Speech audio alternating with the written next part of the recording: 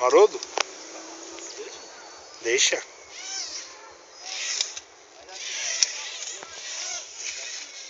A mosquinha tá lá, cara.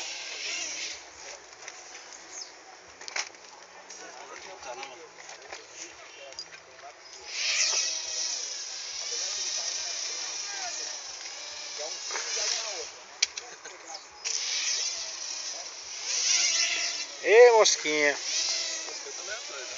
Estabilizar. Viu, tetinha? Qualquer coisa manda pra alguém que comanda de bateria, que nem o Haroldo. O Haroldo ele arruma uma bateria pra mim.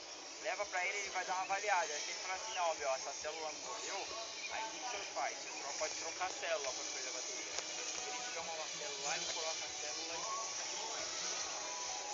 e ele fez isso na bateria minha.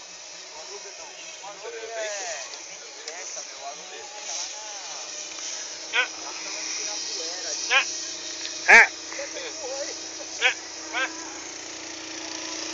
Joga fora.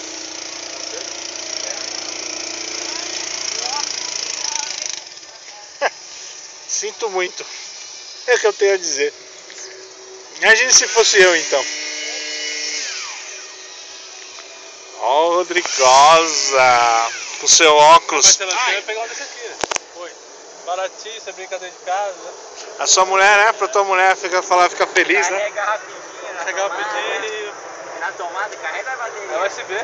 Vai se ver, né? É. Rapidão. Meu, o que é isso? Que medo disso? É uma mosca. E aí, cara, como é que tá? Firme, geleia? Oi, meninos, tudo bem? Tudo bom, madame? Acho que caiu aí. Tudo bem? E aí,